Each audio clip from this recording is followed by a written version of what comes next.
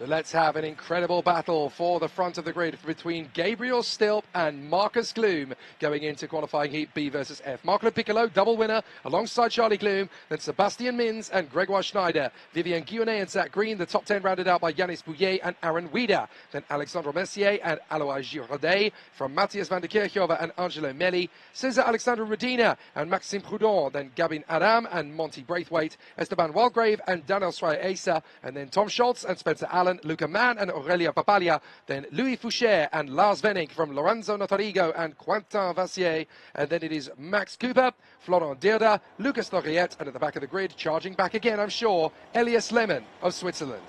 Un total de 32 concurrents sur cette grille de départ et tout le monde est là. Tout le monde a répondu présent. Personne n'a choisi de mettre un terme à son week-end de manière prématurée pour souvent évidemment quelque chose indépendant de leur volonté. Donc c'est bien d'avoir une grille complète. Et qui, Gabriel Stilp, Marcus Gloom, Marco Piccolo, Charlie Gloom et le reste pourra tirer son épingle du jeu. On le disait, une dispersion de résultats des favoris qui répondent présents, mais encore aucun qui est vraiment parvenu à créer une distance, à s'imposer à chacune de ses sorties, au-delà des 2 succès que comptent certains des pilotes sur la grille, comme Stilp, Marco Piccolo, évidemment 2 victoires chacune, avec encore 2 manches qualificatives après celle-ci pour clore la première partie donc, de cet après-midi, puisque la soirée promet d'être autant couleur, autant festivité avec 10 super manches au programme. Les feux qui vont s'éteindre d'ici quelques instants avec Gabriel Stilp depuis la pole position. C'est lui qui doit dicter le rythme et qui fait surchauffer les esprits comme les moteurs. L'interdiction évidemment de dépasser ou de sortir les roues des corridors avant l'extinction des feux. Dès qu'il passe la ligne jaune, les feux s'éteignent. Une superbe vue depuis le dos de la grille. Les feux s'éteignent, on est parti. Pour la dernière fois pour ces 2 groupes avant la super manche B contre F, Gabriel Stilp, Marcus Gloom. Ça se passe bien, même pas trop pour 2 des pilotes en queue de grille. J'ai bien peur que un pilote du team RSD et un autre du team PB Kart peut-être. On va revenir là-dessus d'ici quelques instants, mais ne se sont pas entendus dans le point de freinage du premier virage. Ça se passe bien dans l'enchaînement du deuxième secteur. Le numéro 215, je pense effectivement, avec Zach Green, non, c'était plus bas, pardon, Esteban Walgrave et Daniel Schreier-Asa, malheureusement en queue de peloton au milieu des sites grises, qui ne sont pas entendus et qui se retrouvent, eh bien, bon dernier malheureusement. Ça va vouloir dire, eh bien, cravacher pour tenter de refaire ce retard, avec aussi un drapeau jaune qui est agité du côté du banking. Et ça continue, donc Victor Kedeman là-bas, à nouveau quelques frottements de roues qui ne sont pas forcément passés de la meilleure des manières dans ce premier tour. Le premier tour qui vient de conclure. Oh, et contact contre Gabriel Stilp et son poursuivant Marco Piccolo. Donc c'était chaud là-bas à la conclusion de ce premier tour. On a bien vu que Marco Piccolo voulait peut-être ravir la première place dès l'entame de cette manche qualificative face à Gabriel Stilp. Il y a eu un léger accrochage à la sortie d'un virage. On aurait pu avoir un drame. Finalement, tout le monde est encore bien là. Mais ça promet pour les prochains tours. What a dramatic start to this race then. A couple of drivers coming a cropper on the start line. Esteban Walgrave and Daniel Schreier-Asa having a problem at turn 1. Both karts returning to the circuit but dropping to the back of the field regardless. And Zach Green dropping all the way to P26. But Gabriel Stilp is holding on to this lead by a thread from the hard-charging Sebastian Mins, who again wants to go and play with the British driver. They've already had 5 amazing battles across the 4 races previously and the opening 2 laps of this one. So now they're going to continue that charge forward as Gabriel Stilp tries to hold on here from Mins and Marcus Gloom, who's got ahead of Marco Piccolo, almost on the grass for Gabriel Stilp. Now he's going to have to try and defend to the inside line. As right round the outside comes Sebastian Mins. They both drift wide, and that could be splitting them. Marcus Gloom trying to keep his foot in. Doesn't quite make it stick, and so that was very close indeed between the top 2 men as the British drivers went side by side there. Gabriel Stilp on the croc and Sebastian Mins on the Kart Republic from Victory Lane. Ouais, superbe déplacement, superbe foire d'empoigne là-bas entre les leaders de cette épreuve. Dans la chicane, les virages 9 et 10, sous le commandement toujours de Stilp, le double vainqueur de la Miami Warrior Final. Ça passe devant en 4e position désormais pour Yannick Bouillet sur Vivienne Guionnet dans la corde du banking là-bas. Et vous voyez d'ailleurs les gesticulations, certains s'agitent un petit peu dans ce peloton et signifient aux autres, ça ne sert à rien de commencer à se battre, ça ne sert à rien de perdre du temps. Ce qui apporte, c'est d'aller de l'avant, c'est d'essayer de se pousser, d'essayer de mutuellement s'accorder sur un même objectif. Ce n'est évidemment plus facile à dire qu'à faire entre la théorie et la pratique, alors que justement Sébastien Mins tente toujours de déloger Gabriel Stilp de sa première place. Il l'avait tenté au tour précédent dans le virage numéro 1. Un tour plus tard, même endroit, ça ne passe toujours pas pour le pilote Victory Lane en deuxième position. Stilp tient le bon bout, ferme la porte à gauche comme à droite à chacun des virages. Dans l'enchaînement, la sortie du virage du deuxième secteur, devrais-je dire, les virages 6 et 7, l'enchaînement de la chicane, de retour du côté des bankings. Une nouvelle opportunité qui pourrait se dessiner, il n'en est rien. Statu quo du côté du top 5. Derrière, par contre, ça commence un petit peu à sentir le charbon avec Matthias Van de Kerkhoff qui se ferait un passage dans le peloton là-bas. Vous le voyez là-bas depuis la 7e position, 6 places de gagné pour Van de Kerkhoff qui n'a pas été verni de sa qualification, mais chacune de ses manches, il est parvenu à mettre les bons bouts l'un devant l'autre. L'un de ses équipiers de Victory Lane, justement, à l'attaque et prend la première position. Changement de leader. La troisième fut la bonne avant même le point de corde et le point de freinage. Sébastien Minz se retrouve en tête de cette ultime manche pour son programme dans cette confrontation B contre F. Attendons la réponse de Gabriel Stilp qui pourrait se retrouver d'ores et déjà sous la menace de Markus Glum et de Yanis Bouillet. He's been trying a long time over the course of this week, but it looks to me as though Sebastian Minz has been able to hit the front, but he's been given 2 warning flags. Sebastian Minz has been given the warning flag on 2 separate occasions. That is a 5-second time penalty. There's nothing that he can do about that one at all either. If you are given it once, then it's fair warning. If you're given it a second time, 5-second penalty. So big disaster for Sebastian Minz. It's come up twice on our timing screen in front of me, and it's going to be on the starting gantry if it hasn't been already. So Sebastian Minz, he's definitely going to need to pull away now. He needs to pull out a gap of at least 5.001 seconds over Gabriel Stilp, with Yanis Bouillet, Markus Glum, Vivian Guillaumet and Matthias van der Kerkhove trying to close in on them, with Cesar Rodina, Marco Piccolo, Alexandre Mercier and Charlie Glum giving chase. Et voilà, grosse nouvelle qui vient de tomber sur nos écrans et qui va être officialisée au pilote d'ici quelques instants. Double avertissement pour le pilote en tête de cette épreuve, Sébastien Minz, et qui perd la tête justement au profit de Gabriel Stilp. Voilà la réponse du pilote Corpomotion qui double son compatriote au banking. Et voilà de retour en tête et qui va la jouer défensive, évidemment bien déterminé à garder cette première position, ce qui signifierait une 3e victoire pour Gabriel Stilp, ce qui ferait de lui potentiellement le poleman en tête de cette hiérarchie. On attendra évidemment la conclusion de toutes les manches qualificatives et l'officialisation des résultats avant d'en dire plus long. Mais Stilp de retour en tête, Sébastien Minz 2, Van de Kerkhoff 4e juste derrière Yanis Bouillet.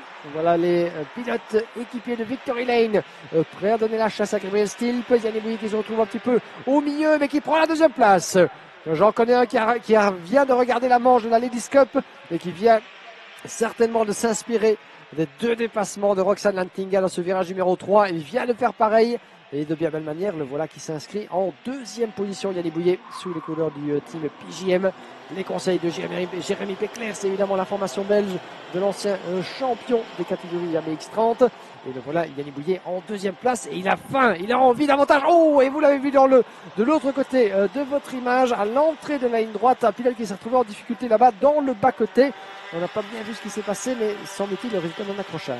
I think that was Gavin Adam having a problem there and going off the road, managing to rejoin, but Gavin Adam skipping at least 2 corners of the racetrack in order to do that. That could well be investigated. Also, we saw Luca Mann having a problem on that lap as he ran down the order, but now Sebastian Minz going to try and dive in on the inside. No, sorry, that's Van der Kerkhove. Minz will go with him though, as they both manage to get through on Yanis Bouillet. So Gabriel still leads the way once more from Matthias van der Kerkhove, and then Sebastian Minz from Bouillet, Rodina, Lo Piccolo, Glum, Guillaumet, Charlie Glum, and then Alexandre Mercier. So some big problems coming as Gabriel Stilp controls the pace of this race. 3 minutes to go in qualifying heat B versus F in X30 Senior. But it really is pretty tricky stuff as Stilp looks over his shoulder, knows that Matthias van der Kerkhove is right there. So it's going to be tricky now to depend on who is going to be following you all the way through. As a big charge forward comes in, that's Cesar Rodina, I think.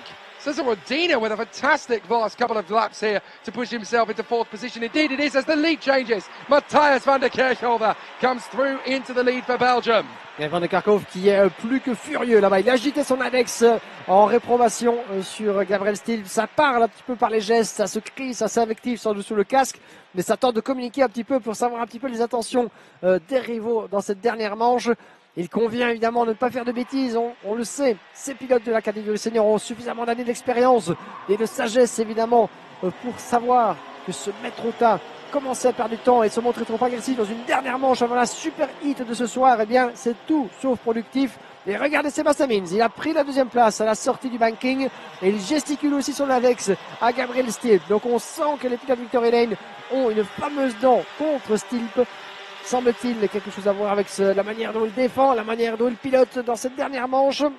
On a cru comprendre au fur et à mesure du week-end évidemment que les tensions pouvaient être particulièrement hautes, particulièrement sensibles entre certains des pilotes britanniques du peloton dans cette catégorie hautement disputée. Mais on voit en tout cas que Van de Kerkhove est passé devant. Sébastien Mins en a profité aussi au virage numéro 14, juste avant la ligne droite plutôt, à la sortie de banking. Stilp reste en embuscade, mais il y a du mécontentement. Le debriefing d'après-course duquel il est performé promet d'être un petit peu chahuté, j'espère pas de trop évidemment. Restons entre professionnels. Quatrième place, toujours dans les mains de César Alexandro Rodina, comme vous l'avez précisé, au volant de son châssis LVR du team Ludo Racing, avec 11 places de gagné. Et regardez la bagarre, El Ferrage là-bas, dans la chicane, entre, eh bien c'est derrière que ça se passe, Marco Piccolo et Yannick Bouillet. Yannick Bouillet qui a perdu gros dans la bagarre, il est quatrième pour l'instant. Marco Piccolo juste dans sa roue à l'approche du virage numéro 1. Quelques remontées également dans le peloton comme Florent Dirda, 14 places de gagné. Il est 16e pour l'instant. Mais à l'écran, eh bien la victoire elle est encore dans la besace de Mathias Van de Kerkhove. Il a la protection entre gros guillemets de son équipier de Victory Lane face au retour de Gabriel Stilp. À l'écran, c'est derrière que ça se passe entre Yannick Bouillet et Marco Piccolo. Superbe foire d'empoigne pour le gain de la 5e position. C'est tout ce qu'ils pourront aller chercher. Et Marco Piccolo qui passe juste à la corde de Yannick Bouillet dans le banking. Donc voilà, désormais 5e.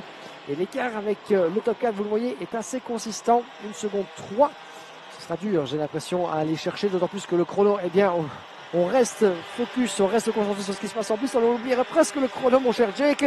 Nous sommes eh bien, dans l'avant-dernier tour et c'est parti pour le final lap.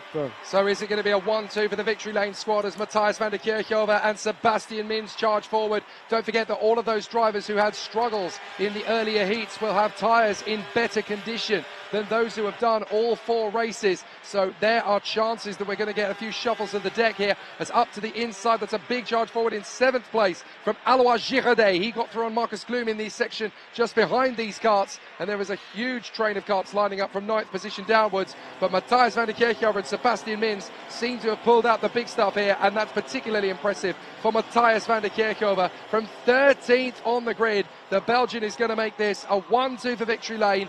Good work from Gabriel Stilp to defend Cesar Rodina in the last couple of corners. He's going to try his best to hold on to 3rd place. He'll get it done, but it's Victory Lane 1 and 2 for Matthias van der Kerkhove and Sebastian Mins as Stilp just comes through in front of Cesar Rodina. Yanis Bouillet beating Le Piccolo over the line. Girardet doing likewise with Marcus Gloom. Then Charlie Gloom and Aaron Weeder in the top 10. It may have been a fairly humdrum race for some of those in the midfield, but those who had difficulties earlier on with tyres in much better condition, able to take advantage of that, particularly for the likes of Matthias van der Kerkhove and Cesar Rodina, both managing to make up a dozen and one less than a dozen places respectfully. Eh bien, chers amis, quelle conclusion pour ces deux groupes de la catégorie B contre F. Mathias Van der Kerkhove qui épingle la première victoire de manche pour le team français Victory Lane. Et quelle belle manière de conclure le run de manche avec un doublé, tout simplement. Van der Kerkhove devant Sebastian Mins, revenu donc du Diable Vauvert, le pilote belge de tête, 12 places de gagné. Mins deuxième, Gabriel Stilp avec 2 victoires, une 3e place. Mon petit doigt me dit qu'on va le retrouver tout en haut de cette grille de départ de la super manche. Ça reste à confirmer évidemment. Il termine devant César Alexandro Rodina, 11 places de gagné. Yannick Bouillet, 5e finalement au passage du drapeau. Marco Piccolo, 6, suivi de Alois Girardet. Marcus Gloom, Charlie Gloom, les deux frères du team RSD, 8 et 9. Aaron Ueda, 10e, suivi de Viviane Guillonnet. Maxime Prudent, Zach Green, Monty Brathwaite. Angelo Melli, 15, suivi de Elias Lehmann. Belle remontée pour le pilote suisse jusqu'au 15e rang avec 16 places de gagné. Florent Dirda 17, suivi de Spencer Allen, Gabin Adam, Lars Wenning, Alexandre Mercier, Esteban Walgrave, Aurélien Papalia, Quentin Poissier, Max Cooper, Daniel Schreier-Eissa, Tom Scholz, Lorenzo Notarigo, Louis Foucher, Lucas Lauriette, Lucas Mann. Et le seul pilote qui manque à l'appel, eh bien, c'est Grégoire Schneider au terme de cette dernière manche B contre F de la catégorie senior.